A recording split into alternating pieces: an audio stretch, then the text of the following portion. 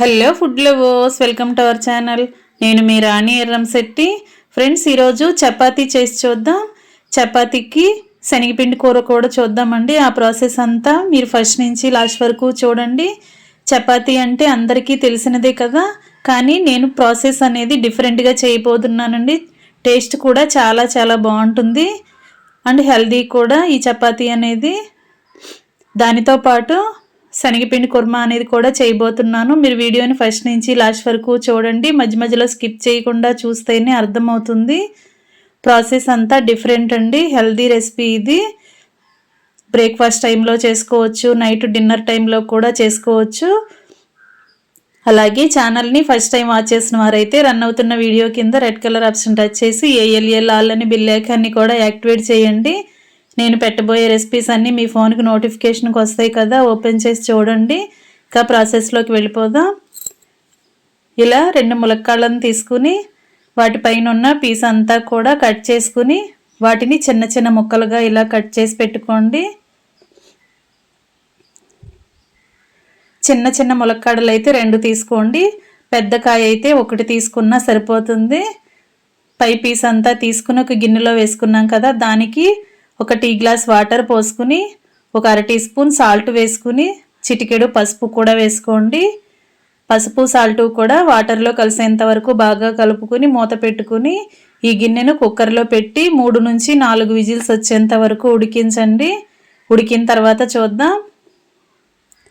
ఉడికిన తర్వాత చల్లారిన తర్వాత చూపిస్తున్నానండి. ముక్కలు అనేవి చక్కగా సాఫ్ట్గా బాగా ఉడికిపోయాయి. ఇప్పుడు ఈ ములక్కాయ ముక్కల్ని పప్పు గుత్తితో మ్యాష్ చేసుకోండి. ములక్కాయలో ఉన్న గుజ్జంతా కూడా వాటర్లో కలిసిపోవాలండి. ఈ విధంగా మ్యాష్ చేసుకోండి. ఇప్పుడు గిన్నెలోని వాటర్ అన్నీ కూడా స్ట్రైనర్తో వడగట్టుకోండి. వేరొక గిన్నెలోకి వడగట్టుకోండి. ములక్కాయలో ఉన్న పీసులు అనేవి ఏమీ రాకూడదండి వాటర్లోకి. ఈ విధంగా వడగట్టుకుని వాటర్ని తీసుకోండి. మీరు వీడియోని మధ్య మధ్యలో స్కిప్ చేయకుండా చూడండి. ప్రాసెస్ అంతా డిఫరెంట్గా ఉంటుంది. అప్పుడే అయిపోలేదండి, ప్రాసెస్ చాలా ఉంది. మీరు మధ్య మధ్యలో కట్ చేయకుండా చూస్తేనే అర్థమవుతుంది. ఇలా గిన్నెలో ఉన్న ములక్కాయ వాటర్ అన్నీ కూడా స్ట్రైనర్లోకి వడగట్టుకోండి. చపాతీ అంటే ఎప్పుడు మనం చేస్తూనే ఉంటాం కదా, కానీ ఈ ప్రాసెస్తో ఇంతకుముందు ఎప్పుడు చేసి ఉండరండి. చాలా టేస్టీ రెసిపీ కూడా అండ్ హెల్దీ రెసిపీ కూడా. ఖచ్చితంగా మీరు ఒకసారి ట్రై చేసి చూడండి. ఇప్పుడు గిన్నెలో ముక్కల్లో ఉన్న వాటర్ అన్నీ కూడా తీసుకున్నాం కదా, మరలా ఈ ములక్కాయ ముక్కల్ని ఒక గిన్నెలోకి వేసుకుని కొంచెంగా వాటర్ పోసుకోండి. వాటర్ అనేవి ఎక్కువగా పోయొద్దండి, కొంచెంగా పోసుకుని చల్లారిన తర్వాత చేత్తోనే ఇలా ముక్కల్ని బాగా పిసికినట్లుగా చేయండి. అలా చేస్తే ముక్కల్లో ఉన్న గుజ్జంతా కూడా మొత్తం కూడా వాటర్లోకి వచ్చేస్తుంది. అంటే పీస్ అంతా కూడా మనకి బయటకు వచ్చేయాలి. దానిలో ఉన్న గుజ్జంతా కూడా వేస్ట్ అవ్వకుండా ముక్కల్లో ఉన్న గుజ్జంతా కూడా మనకి వాటర్లోకి దిగాలి. ఈ విధంగా చేత్తోనే బాగా కలుపుకున్నట్లుగా చేస్తే పీస్ అంతా కూడా బయటకు వచ్చేసి ఆ గుజ్జంతా కూడా వాటర్లో కలిసిపోతుంది. ఈ విధంగా చేసుకోండి. తర్వాత ఇలా ములక్కాయ ముక్కల్లోకి ఉన్న పీస్ అంతా కూడా తీసి పక్కన పెట్టేసుకోండి. ఇలా చేసుకున్నాం కదా, ఇప్పుడు ఉడికిన ములక్కాయ పేస్ట్ అంతా కూడా వాటర్లో బాగా కలిసేంత వరకు కలుపుకుని గిన్నె పక్కన పెట్టుకోండి.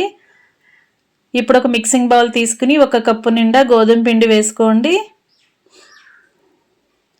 ఇప్పుడు మనం ముందుగా స్ట్రైనర్తో వడగట్టుకున్న ములక్కాయ వాటర్ ఉన్నాయి కదా, అవన్నీ కూడా అలా కొంచెం కొంచెంగా పోసుకుంటూ పిండిని చపాతీ ముద్దలాగా కలుపుకోండి. సాల్ట్ అనేది ఏమీ వేయొద్దండి. మనం ముక్కల్ని ఉడికించినప్పుడు సాల్ట్ వేసాం కదా, చాలా వరకు అదే సరిపోతుంది. పిండి అనేది కొంచెం పల్చగా ఉంది అని అనుకుంటే ఇంకొక 2 టేబుల్ స్పూన్లు పొడి గోధుమ పిండి వేసుకుని పిండిని ఇలా చపాతీ ముద్దలాగా కలుపుకోండి. ఇప్పుడు 1 టేబుల్ స్పూన్ ఆయిల్ని పిండి పైన ముద్ద పైన అప్లై చేసినట్లయితే పిండి అంతా కూడా ఆరిపోకుండా చక్కగా సాఫ్ట్గా ఉంటుందండి. ఈ విధంగా ఆయిల్ని పిండికి అప్లై చేసి మూత పెట్టుకుని గిన్నెను పక్కన పెట్టుకోండి. పిండి రెడీ అయింది కదా, ఇప్పుడు చపాతీలోకి కర్రీ ప్రిపేర్ చేద్దాం. స్టవ్ ఆన్ చేసి కళాయి పెట్టుకుని 2 టేబుల్ స్పూన్లు ఆయిల్ పోసుకోండి. ఆయిల్ కాగిన తర్వాత ఒక 1/2 టీ స్పూన్ జీలకర్ర, 1/2 టీ స్పూన్ ఆవాలు వేసుకుని కొన్ని ఎండుమిర్చి ముక్కలు, కొన్ని కరివేపాకులు వేసుకుని ఆయిల్లో బాగా ఫ్రై చేసుకోండి. ఇప్పుడు సన్నగా పొడవుగా కట్ చేసుకున్న ఉల్లిపాయ ముక్కల్ని అలాగే కొన్ని పచ్చిమిర్చి ముక్కల్ని కూడా తీసుకుని ఆయిల్లో వేసుకోండి. ఆనియన్స్ని ఇలా సన్నగా పొడవుగా కట్ చేసుకోండి. ఆనియన్స్ పచ్చిమిర్చి కూడా మగ్గటం స్టార్ట్ అయింది కదా, ఇప్పుడు ఒక 1/2 టీ స్పూన్ సాల్ట్ వేసుకుని చిటికెడు పసుపు కూడా వేసుకుని ఆనియన్స్ని బాగా కలుపుకొని మగ్గించుకోండి. సాల్ట్ వేసిన తర్వాత ఆనియన్స్ అనేవి చాలా ఫాస్ట్గా మగ్గిపోతాయి. ఫ్లేమ్ సిమ్లో పెట్టుకుని మగ్గించండి. ఈలోపుగా మనం ఇంకొక ప్రాసెస్ చేద్దాం. ఒక కప్పు నిండా, ఒక కప్పులోకి 1/2 కప్పు వాటర్ తీసుకోండి. 2 టేబుల్ స్పూన్లు శనగపిండి తీసుకోండి. ఈ శనగపిండి అంతా కూడా 1/2 కప్పు వాటర్లో బాగా కలిసిపోవాలి. ఉండలు అనేవి ఏమీ లేకుండా పిండి అంతా కూడా వాటర్లో బాగా కలిసిపోయేంత వరకు స్పూన్తో బాగా కలుపుకోండి. ఈ విధంగా జారుగా కలుపుకోండి. ఈ కప్పును పక్కన పెట్టుకుందాం. ఇప్పుడు ఆనియన్స్ బాగా మగ్గాయి కదా, చూద్దాం. ఆనియన్స్ అన్నీ కూడా చాలా సాఫ్ట్గా త్వరగా మగ్గిపోయాయండి. ఇప్పుడు ఒక 1/2 టీ స్పూన్ కారం వేసుకుని కారాన్ని ఆనియన్స్లో కలిసేంత వరకు బాగా కలుపుకుని ఒక 1/2 గ్లాస్ వాటర్ పోసుకోండి. ఈ వాటర్ అన్నీ కూడా ముక్కల్లో కలిసేంత వరకు బాగా కలుపుకోండి. కారం అంతా కూడా ఆనియన్స్కి బాగా పట్టేంత వరకు ఉడికించండి. మూత పెట్టుకుని 2 నిమిషాలు ఉడికించినట్లయితే ఆనియన్స్లో పోసుకున్న వాటర్ అన్నీ కూడా బాగా ఎగిరిపోయి కర్రీ అంతా కూడా ఇలా చిక్కబడుతుంది, ముద్దలాగా వస్తుంది. అంతవరకు ఉడికిన తర్వాత మనం ముందుగా రెడీ చేసి పెట్టుకున్న శనగపిండి వాటర్ ఉన్నాయి కదా, ఆ వాటర్ని ఒకసారి స్పూన్తో బాగా కలుపుకోండి. ఎందుకంటే పిండి అంతా కూడా అడుగున ఉండిపోతుందండి వాటర్లో. అందుకే మనం కర్రీలో పోసే ముందు స్పూన్తో ఒకసారి వాటర్ని బాగా కలుపుకొని వాటర్ అన్నీ కూడా కళాయిలో వేసేసుకుని ఇంకొక 1/2 కప్పు వాటర్ పోసుకోండి. ఇప్పుడు ఈ శనగపిండి వాటర్ అన్నీ కూడా ఆనియన్స్లో కలిసేంత వరకు బాగా కలుపుకొని 1 నిమిషం పాటు ఉడికించండి. సన్నగా తరిగిన కొత్తిమీర కూడా వేసుకుని బాగా కలుపుకొని ఉడికించండి. శనగపిండి వాటర్ వేసిన తర్వాత కర్రీ అనేది చిక్కగా ముద్దలాగా వచ్చేస్తుందండి. అలా కాకుండా అలా అయింది అనుకుంటే మీరు ఇంకొక 1/2 గ్లాస్ వాటర్ అయినా పోసుకోండి. వాటర్కి కొలత అనేది ఏమీ ఉండదండి. మనం తీసుకున్న శనగపిండి క్వాంటిటీని బట్టి కర్రీ అనేది చిక్కదనం ఉంటుంది. కర్రీ మరీ చిక్కగా ముద్దలాగా ఉడికిపోతే చపాతీకి అంత బాగోదండి. వాటర్ అనేవి కొంచెంగా యాడ్ చేసుకుని కర్రీని కొంచెం గ్రేవీగా పల్చగా ఉండేలా చేసుకోండి. ఒకసారి సూప్ని టేస్ట్ చూసుకుని మీ టేస్ట్కి తగ్గట్టుగా సాల్ట్ యాడ్ చేసుకుని స్టవ్ ఆఫ్ చేసుకోండి. ఇప్పుడు నానబెట్టుకున్న గోధుమ పిండి నుంచి కొంచెంగా పిండి ముద్దలను తీసుకుని చపాతీలాగా ఒత్తుకుందాం.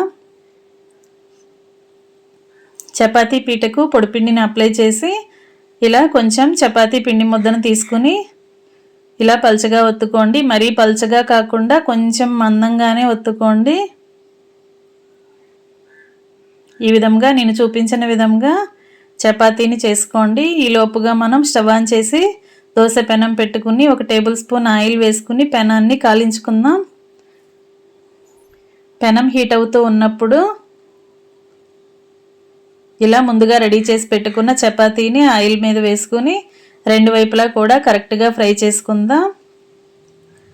ఒకవైపున బాగా కాలిన తర్వాత వెనుక వైపు కూడా టర్న్ చేసుకుని 2 వైపులా కూడా ఈవెన్గా కాలేలా చేసుకోండి. ఫ్లేమ్ని మీడియంలో పెట్టుకుని ఈ చపాతీని కాల్చుకోండి. పిండి అనేది మనం కరెక్ట్గా కలుపుకున్నట్లయితే చపాతీలు అనేవి ఇలా సాఫ్ట్గా వస్తాయండి. తింటున్నప్పుడు కూడా చాలా మెత్తగా సాఫ్ట్గా అనిపిస్తాయి. ఇదే విధంగా మిగిలిన చపాతీలన్నీ కూడా కాల్చుకుని ప్లేట్లోకి తీసుకోండి.